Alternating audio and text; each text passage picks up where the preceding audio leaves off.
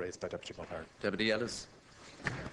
The taxi regulation bill is due early in the new year, and we've had the taxi review almost a year now, and we haven't had a chance to debate the whole issue in regards to the taxi industry.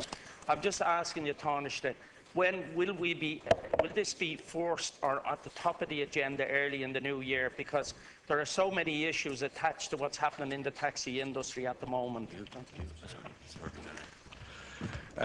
Yes, this bill has been published. Minister Alan Kelly has been working on this issue for some time. The bill is published. I understand that it is in the Shannon in, I think, the third week of January, and obviously we'll have the opportunity of having it debated here in the House then after that. Deputy Murphy. As recently as last week, we had the Minister for the Environment in at the Environment Committee, and I inquired about the climate change bill, and he said at that stage that he hoped that it would be published before the heads of the bill would be published before this session was out. That clearly hasn't happened, and when is it likely to happen, and how will the delay impact on the roadmap? You know, obviously there's a timeline in all of this. Thank you. Yeah, the climate bill is a matter that is being considered by government, and I would expect that bill will be published early in the new year. Finally, Deputy Healy-Rae. Thank you very much, Ceann Comhairle. Ceann Comhairle, Minister Kelly has been working diligently on the taxi regulation bill, but could I just ask what exactly is going to be done for taxi drivers who want to transfer their taxi licence? Is that going to be addressed in that bill? Are you the new Ceann Comhairle Minister? No. Well, I'd like for the Taoiseach to answer.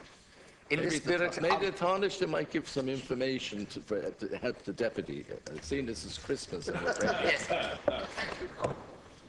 Well, can I just say first of all that the whole issue in relation to taxis and taxi regulation is a matter that was seriously neglected by the last government, and I think we all know the huge difficulties that there has been as a result, both for taxi drivers, those who are operating taxis, and indeed for the customers of taxis over that period of time.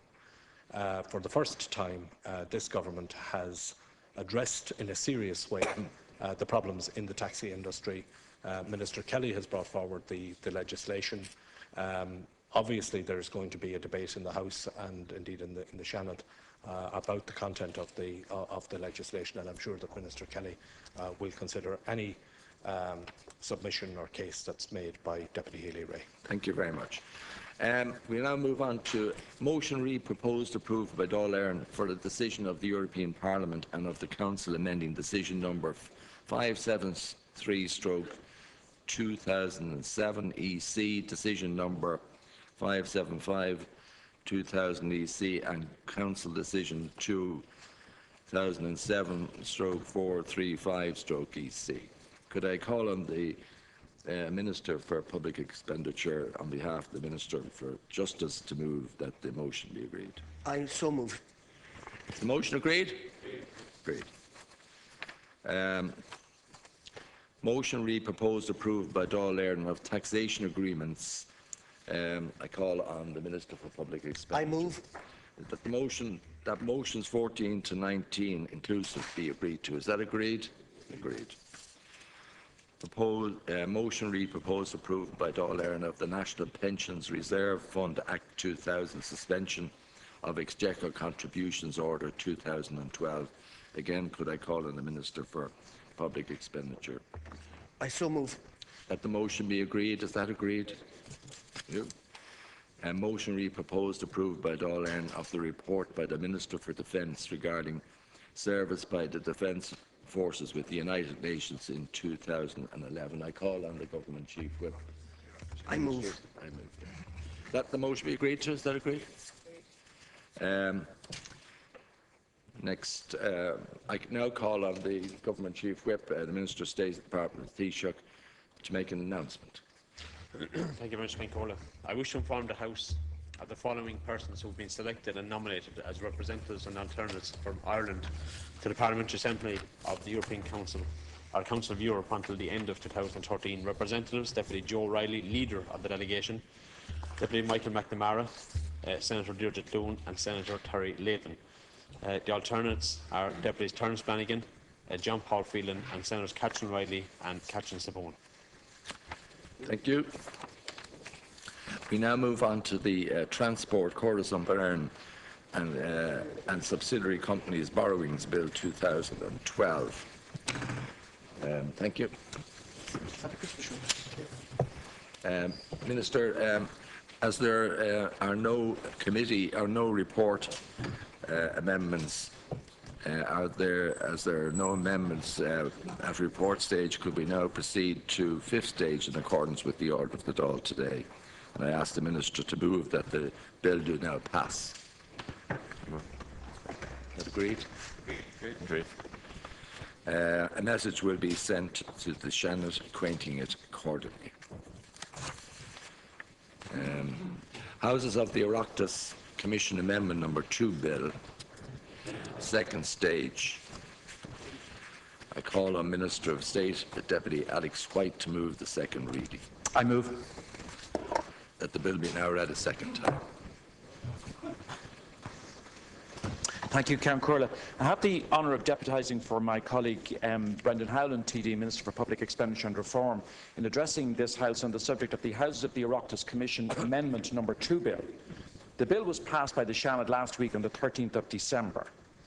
This bill is designated a Number 2 Bill because an Oireachtas Commission Amendment Bill, which concerns the Oireachtas Translation Service and is being dealt with by the Minister for Arts, Heritage and the Gaeltacht, is already before the Oireachtas, having commenced its legislative passage through Parliament earlier this year.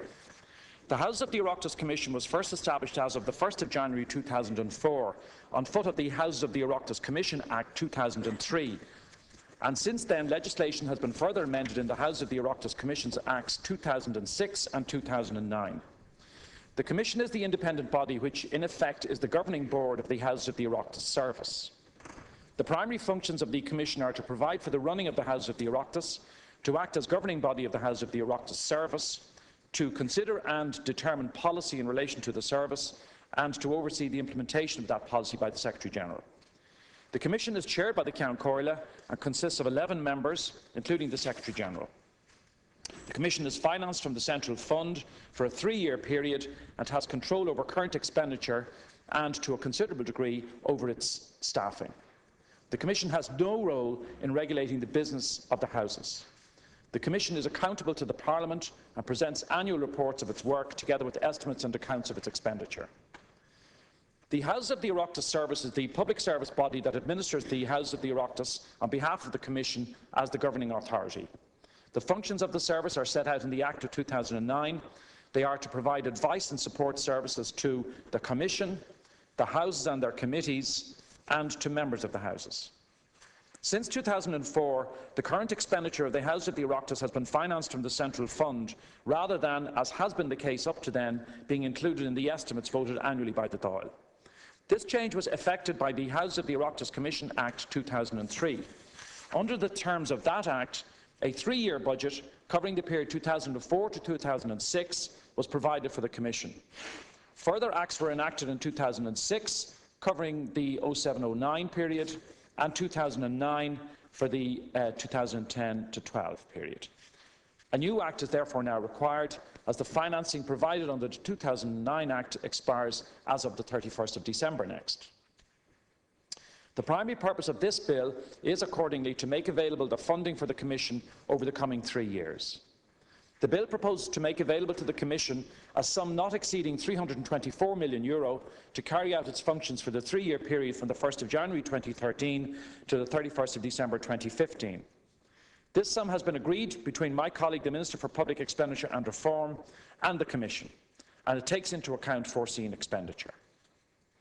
I would like to draw the members' specific attention to the fact that this sum is considerably less than the €360 million provided for the past 3 years, and to an even greater extent the €393 million provided for in the previous 3-year period. In looking at these figures, a pattern of reducing expenditure by the Commission is very clear. In this regard, I readily acknowledge that the Commission has shown itself commendably aware of the need for it, as a public body, to continually strive for maximum efficiencies in the administration of the Houses. The proposed funding continues this trend, reflecting the current very constrained budgetary situation, while taking into account the needs of the Commission over the coming three-year period. To keep its spending within this reduced figure of €324 million, the Commission is committed to ensuring that funds are only designated to essential expenditure.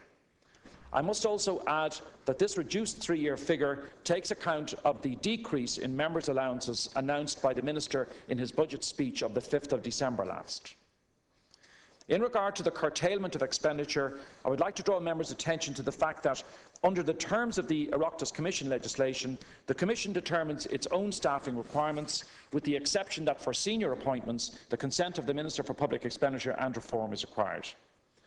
However, since 2009, the Commission, while not obliged to implement the staffing moratorium which has been in place in the civil service, has in fact mirrored it, and authorised staffing levels for public servants in the Oireachtas have been reduced by 10% in this period. This fact and the efforts of the Commission over the years to economise may not always be widely known to the general public. Indeed, in the course of last week's proceedings in the Seanad on this bill, reference was made to the advisability of the Commission's communicating the efforts made to curb expenditure in its sphere of operations to a greater extent, perhaps, than it has been done to date. Looking ahead, I am quite sure that deputies will agree that the €324 million target is a challenging one and will require substantial economising by the Commission over a three-year period. However, it will be no more difficult than the regime to which departments and offices will be compelled to adhere, and the Oireachtas must show to the general public that it is ready, able and willing to participate in the general reduction of administrative costs, as indeed it has done to good effect to date. In addition to the financial provision, the bill also provides for a revised format to the manner in which the Commission's accounts are presented. The existing format does not take account of changes to the structure of the service since the establishment of the Commission, i.e. the establishment of the Library and Research Unit and the Communications Unit. Alterations are also being proposed in the layout of the accounts, including the deletion of references to receipts no longer received.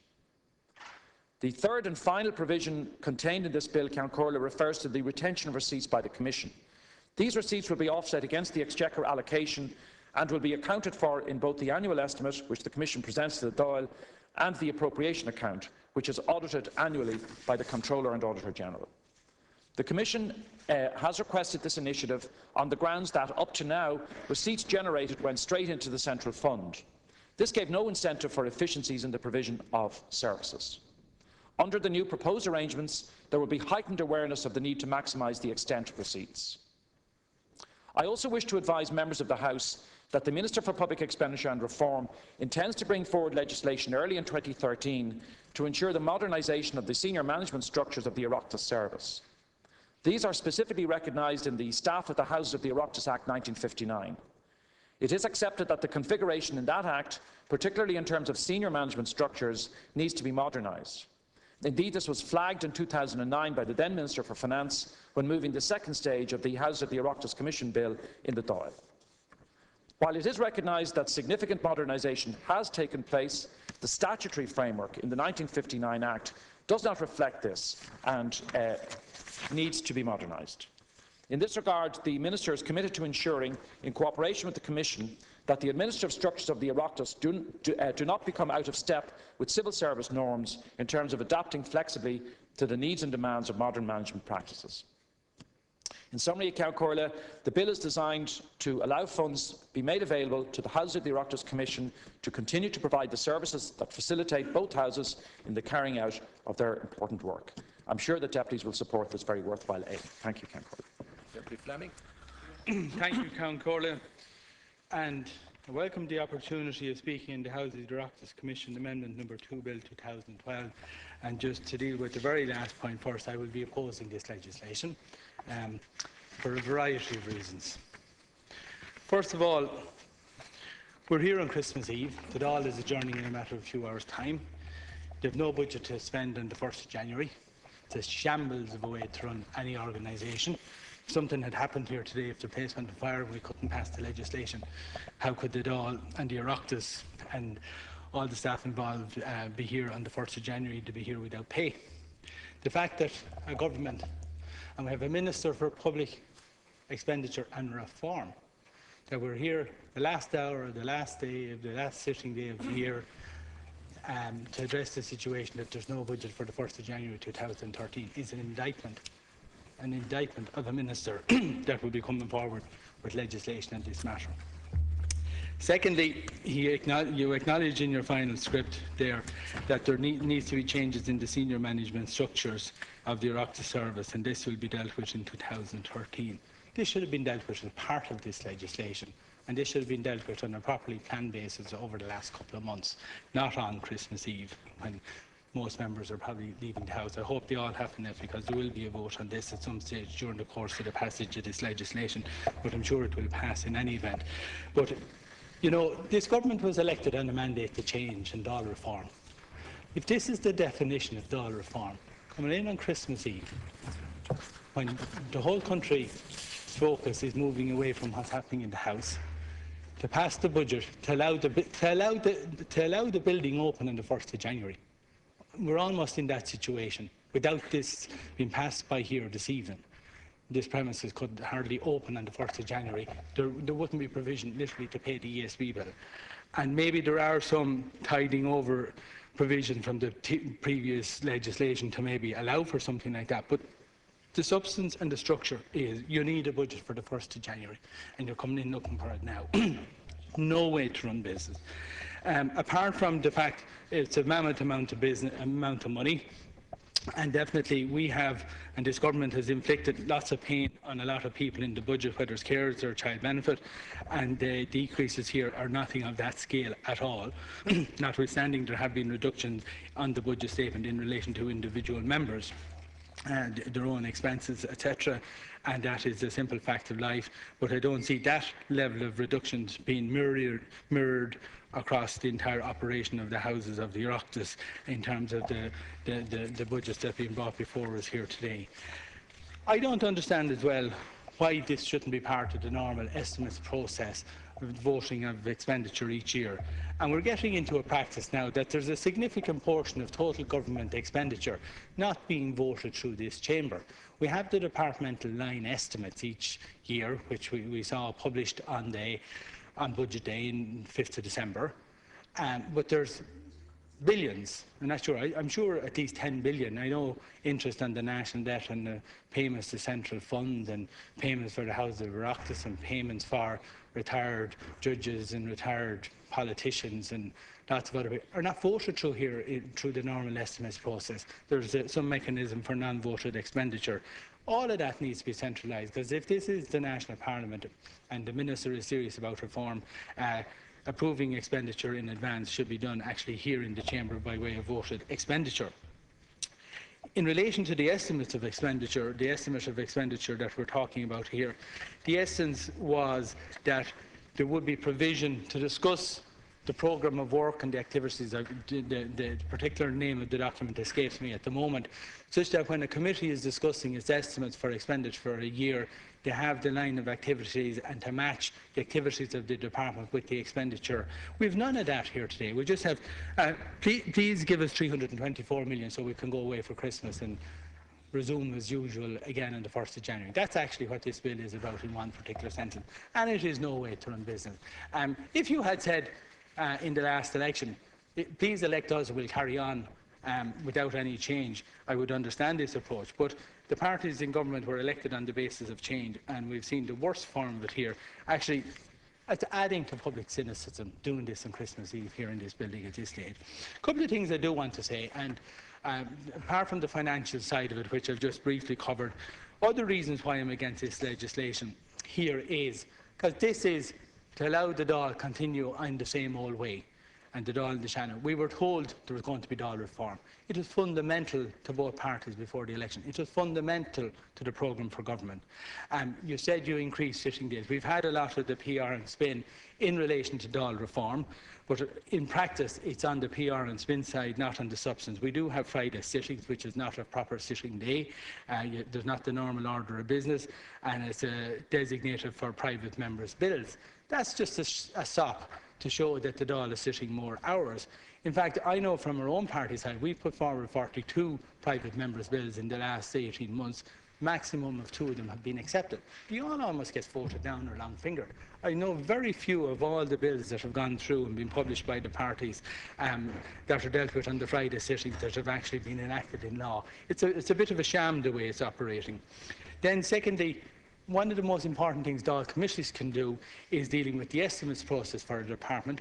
We all know the estimates for the line departments will probably appear at the committees next April or May, or sometime during the course of the year when half of the money is already spent and most of the balance of it is already committed. It's becoming a pointless exercise, and we need to have a meaningful debate in the Dáil and Oireachtas committees regarding expenditure before it being spent. And we did not have that this year in relation to the estimates of expenditure coming the following year. In fact, this government has gone in a retrograde manner. We were moving the last few years to separate the expenditure, the book of estimates, which would be out in advance of the budget day. Now we have them all on the one day, so the estimates of expenditure get caught up in child benefit cuts and get caught up in, family home taxes, and those issues don't get properly dealt with at all. This government promised, and it's in one of your party's proposal for the election, to reduce the number of guillotines. This legislation is being guillotined here today. Second stage, committee stage, report and final stage, in one sitting on Christmas Eve, and that's Dáil reform. If for no other reason, the amount of guillotines that have been introduced here that are not necessary, and there is no reason why this legislation couldn't have been taken at our committee last week, the week before, or the week before, and it shouldn't be coming in here at this stage. The committee system which we were promised changes. And the reason I'm highlighting these points is the public want to know what is this 324 million for. They voted for this on the basis there would be Dáil reform. The committee system has actually deteriorated. We now have some of the committees with 27 members, and the Minister of State chaired the Finance and Public Service Committee one I was on, or currently on, before you were promoted. 27 members on one committee. That's a joke. And the result of that joke of setting up, on the face of it, smaller committees, you have a plethora of subcommittees, and that are so unwieldy, and there's very little focus on them. We have actually more, there are more committee meetings in this House than there ever was in any previous administration. Some of them have been called subcommittees, but they're actually committees. So when you take the major committees and the subcommittees, we have actually much less focus in committee work. Another reason, this government promised that this Dáil would have a banking inquiry. 2 years into office, there's no sign of this happening, and there's a possibility of legislation to allow some Oireachtas inquiries, and that is yet to be passed, yet to be agreed. I'd safely say we'll be adjourning at the end of next summer again with no bank inquiry, and that was a fundamental thing that the people of Ireland were promised by the parties in government, and has not been delivered in terms of Dáil reform. If the Dáil was to be meaningful, there should be a banking inquiry set up and running by now, but for some reason the Minister is holding back. Another reason, the parties in government, the main party in government, I think Fine Gael promised, I think 20 fewer TDs, when they got into government. They would cut the number of TDs, I think by about 20 or 20%, I'm not sure. The numbers, because of the increase in population in line with the Constitution, can only be reduced by about 8 to 158, which is what now happening. That was known in advance, that there was an increase in population. That was a false promise to the Irish people. We'll cut the number of TDs. It was known, made in the full knowledge by the main party in government, that it was not remotely possible within current constitutional limits to keep that promise. But obviously, as Minister Pat Rabbitte said on television, sure, these are the sort of things you say during an election. Nobody expects you to hold your promises true. That's adding to the cynicism here in public life. The main party in government, the Taoiseach, promised abolition of the shadow. I don't see anything about this. If we're doing a budget for the next 3 years, there should be something in it about where do we stand in relation to the Shannon. It's been promised and promised and promised and promised, and votes were won and promises were given on the basis that we would have 20% cut of TDs and abolish the Shannon.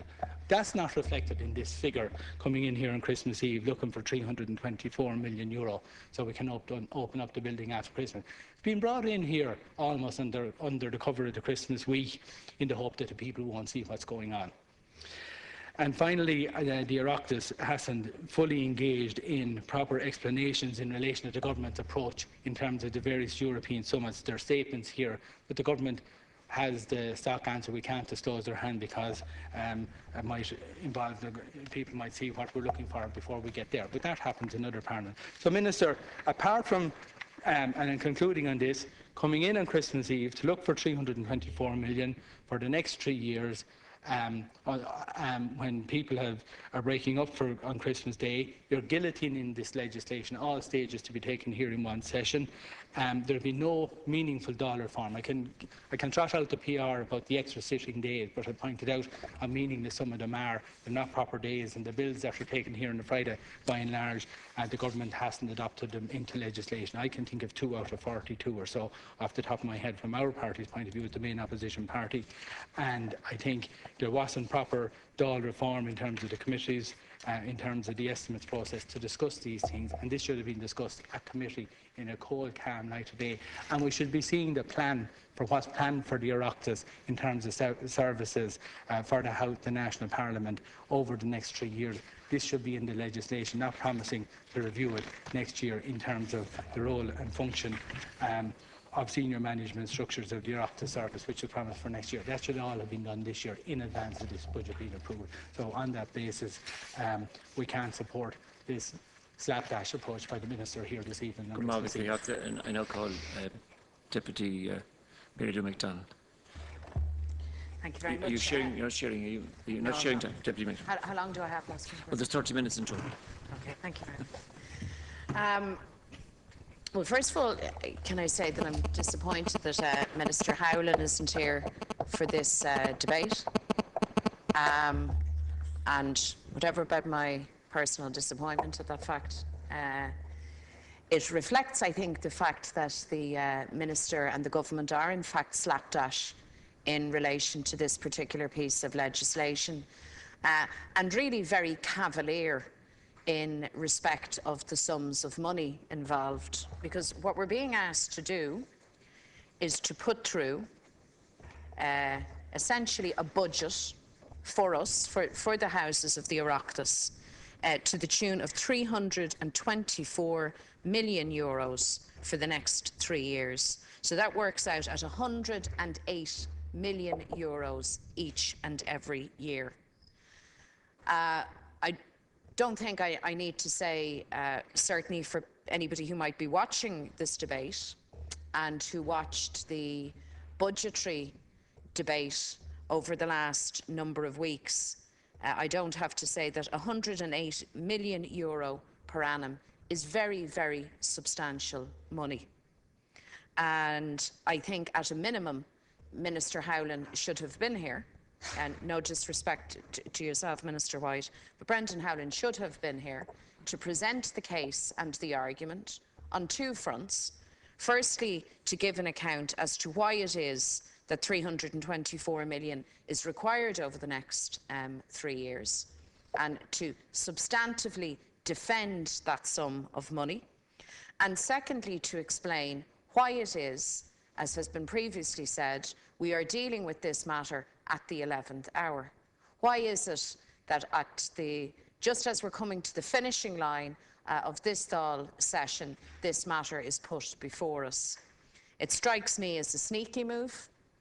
It strikes me that rather than having all of the issues around what it costs to run the Oireachtas, including what it costs in respect of TDs and senators and advisors, up front and centre in the mainstream debate around budgets and cuts, that this government somehow wants to deal the heavy blows to the citizens in their cutback packages and their increases in charges, and then wants to have a separate discussion to sort of hive off then the issue of the Oireachtas and what it costs, and issues that arise, legitimate public issues around the pay for politicians, the allowances enjoyed by politicians, the whole issue of political advisors. They don't want that to enter into the broad discussion of the budgetary situation. Now, the problem, of course, for a government that is minded that way is that the people aren't fools.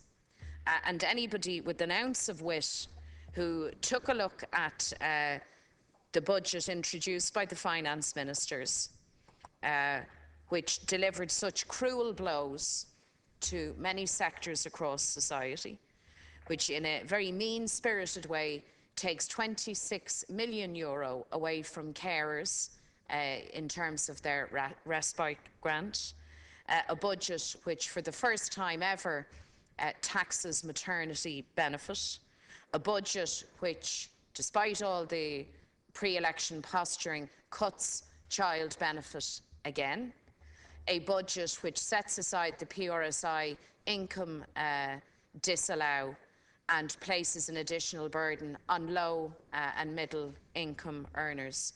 A budget that does all of those things, I think at this stage, has been well analysed by the public at large. And then it comes to us. And legitimately people say, well, if Labour and Fine Gael are going to preach the gospel of austerity, if they're going to lecture carers and mothers and families and women around the need to cut their cloth according to their measure, if they're going to say to people who are struggling already that they have no option but to simply take it on the chin and accept these cutbacks, well then what are they doing about themselves? That's a very reasonable question. And it's the question that's on the lips of the general public. When the ministers got to their feet and announced the Fine Gael Labour government budget, one of the most striking public reactions as people tried to take on board all of the different cuts and the raises in charges, the question was asked, well, what about them? What are they doing about themselves? Because it was very obvious, it was an obvious omission for the Taoiseach not to take a pay cut. The Taoiseach should not be earning €200,000, full stop. I doubt in real terms that there's anybody anywhere, and I hope in this House, I would hope including the Taoiseach himself, who wouldn't concede that €200,000 by any stretch is absolutely excessive. And if we're going to have conversations about value for money or bang for your buck, the public is quite entitled to say, are we getting 200,000 worth from this individual? The answer to that is no. But the broader answer is that whoever would occupy that office should not be in receipt of a salary of that magnitude.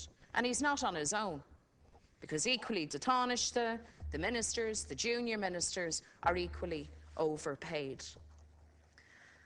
And the question has to be asked, why is it a budget that could do so much damage to so many and was accompanied by language of, on the one hand, fairness, and on the other hand, an assertion that the state is insolvent, that we are in dire financial circumstances? Those were the two pillars of the narrative from government: fairness and economic crisis. Well, in a spirit of fairness, you can't stand over those salaries. And certainly in a context of economic crisis, they are absolutely obscene. So why weren't they cut? Why were they not cut? And we haven't had an answer from that, for that from anybody in government. 169 or 170,000 for ministers. It's absolutely ludicrous, and it needs to be cut. So in that spirit, I submitted amendments last Count Corla to this legislation that would set out to do precisely that. To my way of thinking, the Taoiseach and the ministers remuneration, their pay, should not exceed €100,000. Not in circumstances of emergency and hardship. €100,000, by the way, is a very fine salary for any individual. And there are so many people in the public sector and in the private sector that is so often pointed to by members of this House who would be more than satisfied, indeed delighted, to receive a salary of €100,000.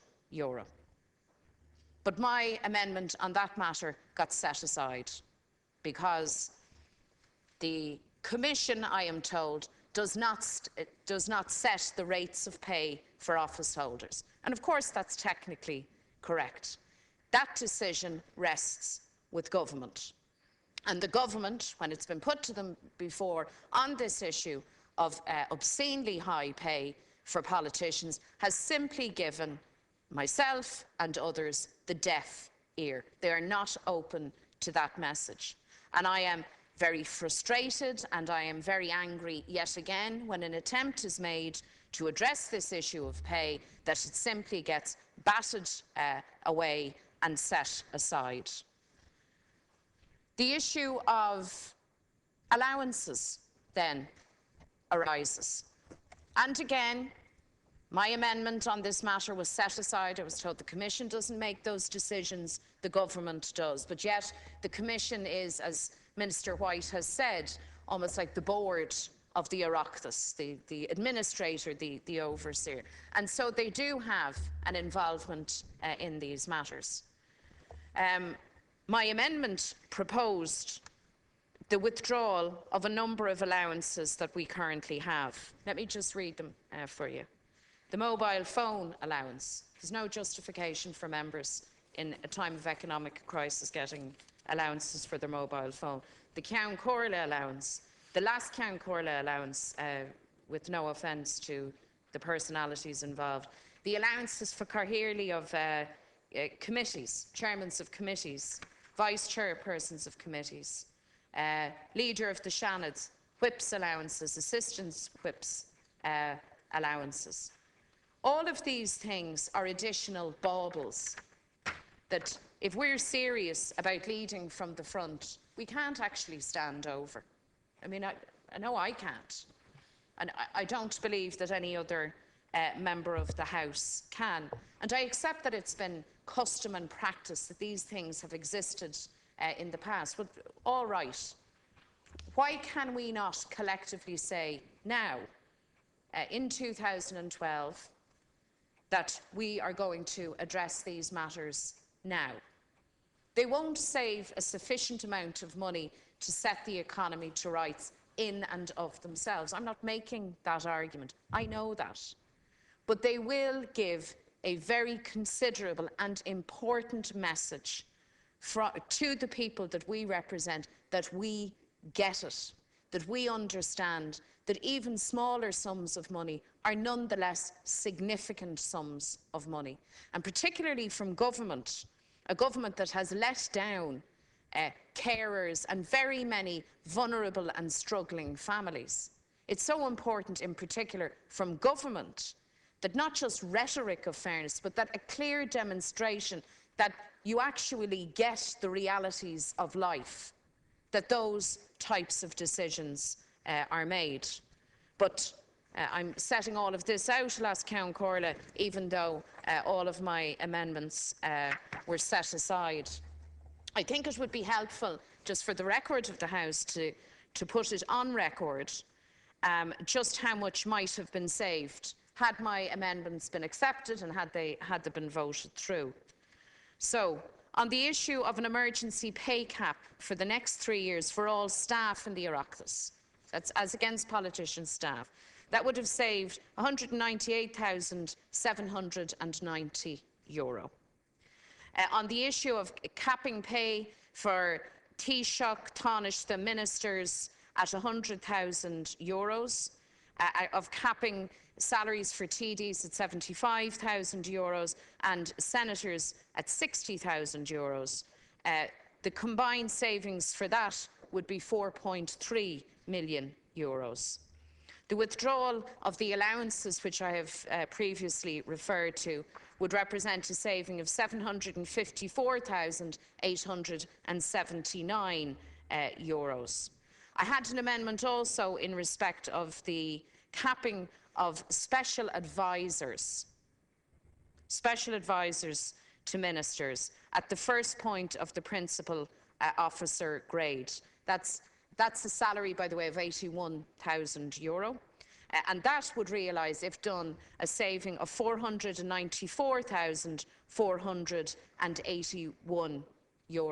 I have to say on the issue of special advisors that, of course, the government had given a commitment to a ceiling for their special advisors, a commitment honoured more in the breach than the adherence. Time and time again, ministers paid huge salaries to their special advisors, including, I think, most ironically and most shamefully, the special advisor to the Minister for Social Protection, the same minister who brought forward many of these social welfare cuts that are going to hurt and damage people so badly. I had an amendment in terms of a withdrawal of the Super Junior allowance. This is the €17,000 paid to Super Junior ministers for attending cabinet meetings. There are two individuals in that bracket. That would represent a saving of €34,000. And then I had an overall amendment in respect to pension entitlements for pensions in excess of €60,000. If Minister Howlin were here, no doubt he would be either nodding or shaking his head or making some gesture, because this is an issue that I have had many long and, I have to say, fruitless debates with him on. And that would represent a saving of €10 million. Now, those may not be, for government, earth-shattering sums of money, but they are very, very significant. They come to almost €17 million. So what you could have done, if you were minded to make those types of savings, that would, for instance, allow government to reinstate 950,000 home help hours. That's what it would facilitate you to do. The amendments and the cuts that I have set out, I believe, are proportionate. I think they're moderate. I think they would be doable if government were so minded. They would not sort out the economic crisis, and I do not make that claim. But they could offset, for instance, the cut to the home help hours. And I think that that would be a very worthy, a very worthwhile thing to do. And I think by taking initiatives such as that, politics, politicians and the Oireachtas would genuinely demonstrate a capacity and an interest to lead from the front. But this government has no intention of doing any of that. My amendments were set aside. I was only informed of that at the very last minute. And the government hide now behind the story that the Commission don't decide on the rates of allowances or the rates of pay. So we find ourselves now sort of in a pincer movement by government. On the one hand, the ministers themselves won't take the types of decisions that I've described. You've stubbornly refused to cut your own pay. And all the ministers, the Taoiseach and the Taoiseach, are all grossly overpaid by international standards. This is a small state. This is a state in a so-called bailout programme. This is a state with almost 15% unemployment. This is a state that, again, is hemorrhaging our best and brightest. We've emigration levels back up to what they were at in the 1800s. That's the depth of the crisis. And no state in those circumstances awards to its Taoiseach a salary of 200 grand a year. It's as simple as that.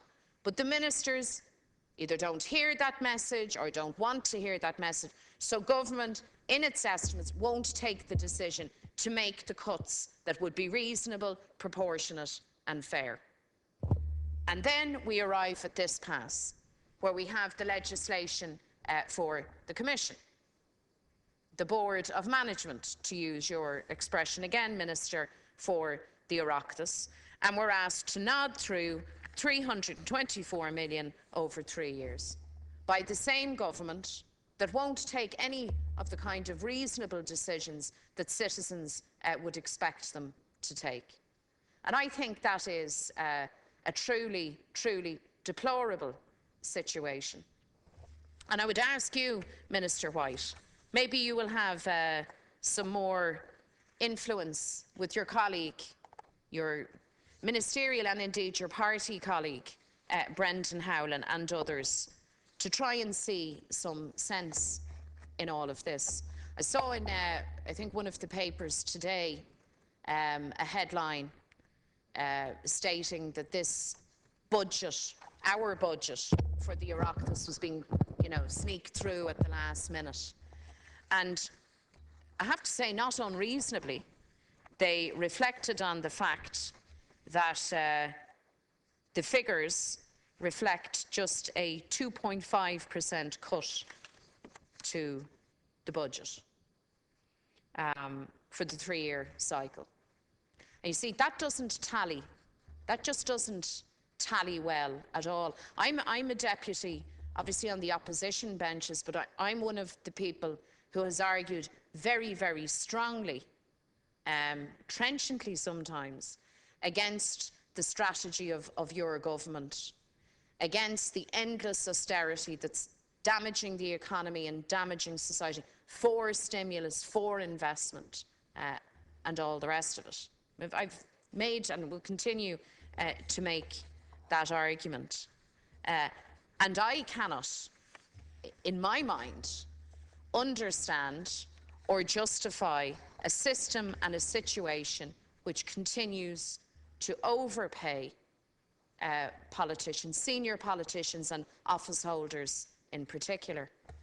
Now, on the far side of the House, understand this. You are the people who argue cutbacks and savings. You're the people who say to cancer patients who have to pay the 75 or is it 80 euro now for their outpatients appointment, we're terribly sorry, you're just going to have to do that. You're the government that knows that in some instances hospitals have taken on debt collectors to pursue these patients to get the money from them. You're the government that's saying to older people, well, we've tripled the prescription charge from 50 cents to 1.50. Too bad. Take it on the chin, ladies and gentlemen. You don't have the money. Well, that's too bad. You're going to have to find it somewhere.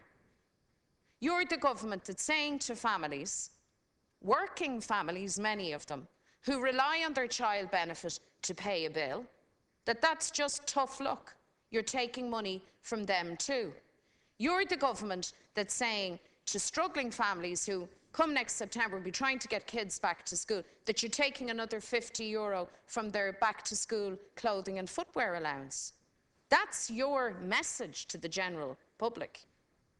And as though that's not bad enough and stupid enough, may I say, politically and economically stupid, you then top it off by saying, we're not cutting our own salaries. And sure, we'll fiddle a little bit on the edges on the issue of allowances, but we're not going to do anything radical, anything that might cause any discomfort to the political class. And you do all of that at the very last minute on the 20th of December, in the dying hours of this Dáil session. And the minister with charge of this matter doesn't bother to show up. Apparently he has something better to do.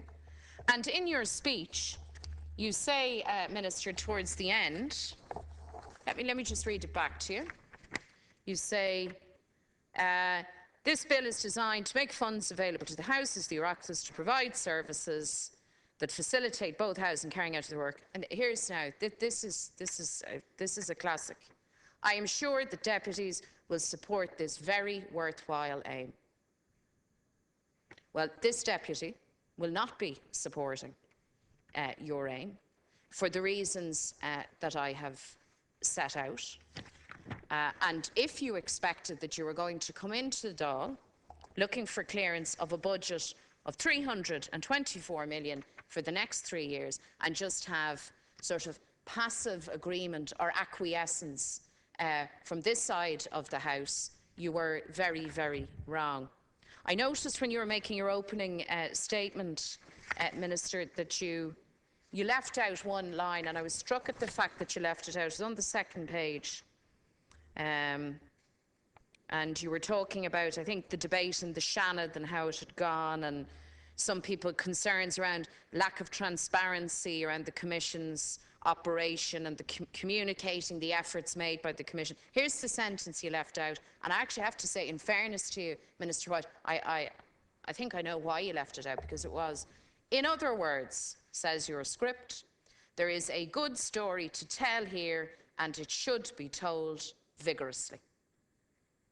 It's on your script. I'm sure you see it there. There is no...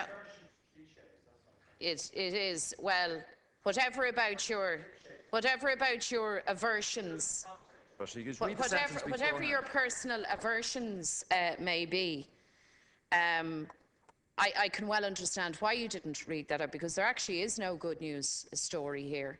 And the story that 324 million euros will be required to run this place for the next 3 years will not be regarded as a good news story.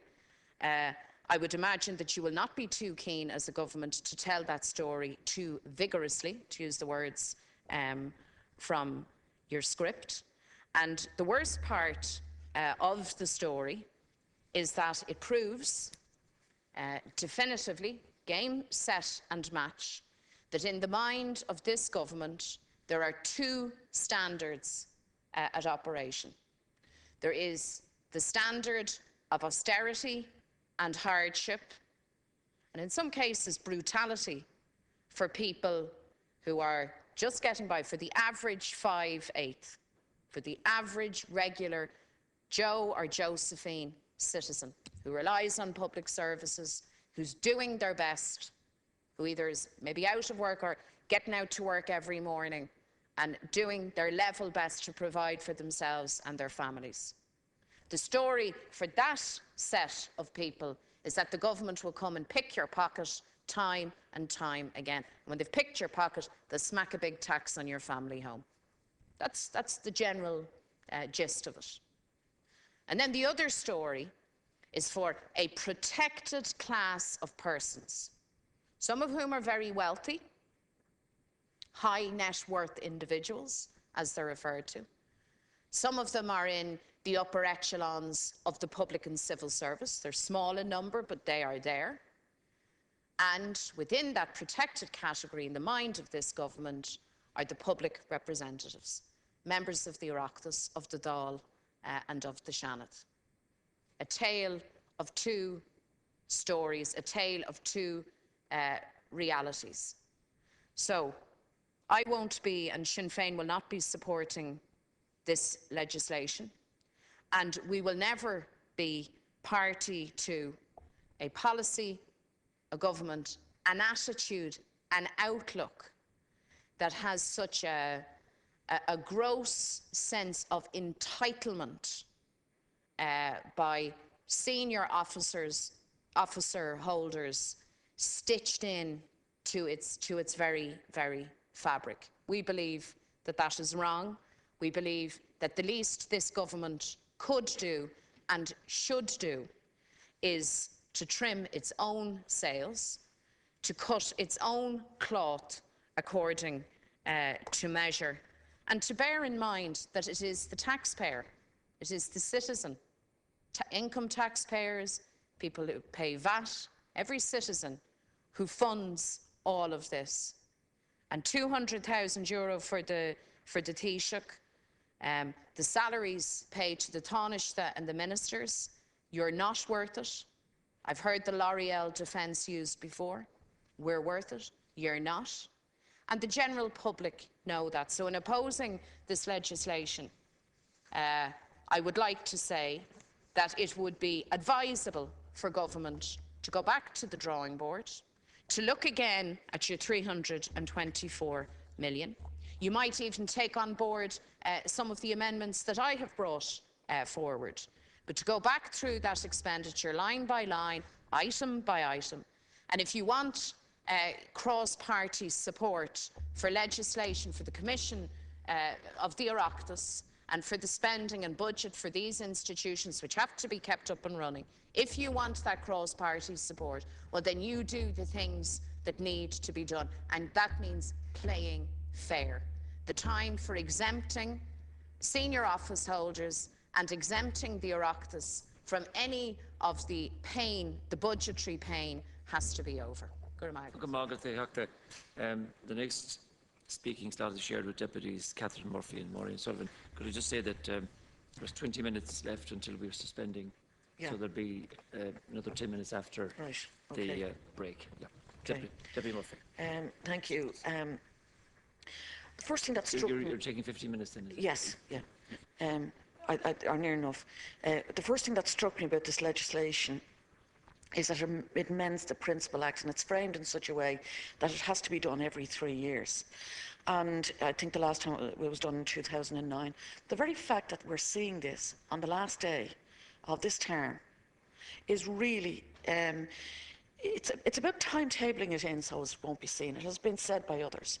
And that's the primary reason, or one of the reasons, why this bill should be opposed. Obviously the content and some of the other things that I'll go into in relation to some of the things that I think should be excluded from it. That would be savings. I have to question, I mean, the House of the Oireachtas Commission was set up in 2004, and it seems that it was possible to function without a House of the Oireachtas Commission. In fact, it costs money to service it.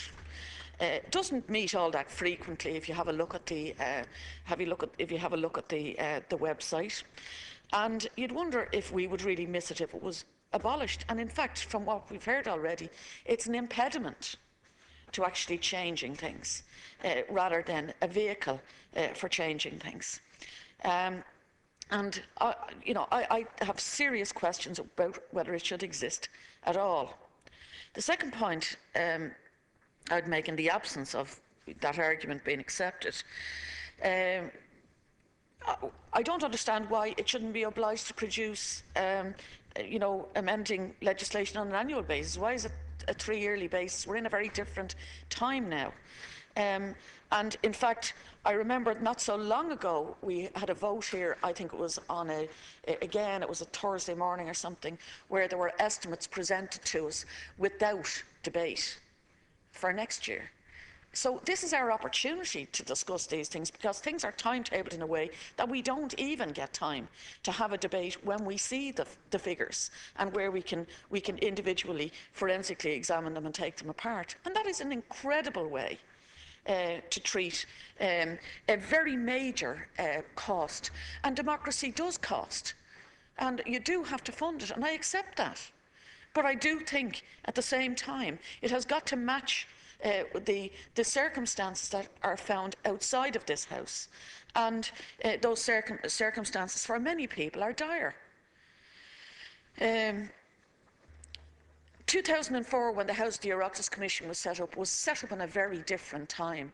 In fact, there was a huge increase in the number of quangos. And I question whether or not this is just another one. So again, I just reiterate the point about whether or not it's needed, and whether or not it complicates things in terms of people's understanding of how politics is funded and how our democracy is funded. The House of the Oireachtas section on the Oireachtas website it says one of the responsibilities is to produce 3-yearly strategic plan, annual reports and annual estimates and other information. again, there's no point in producing them if there isn't going to be then the capacity for us to debate them and to debate them in some detail and go through a normal committee stage at one of the committees that this House of the Oireachtas Commission ironically provides the funding for.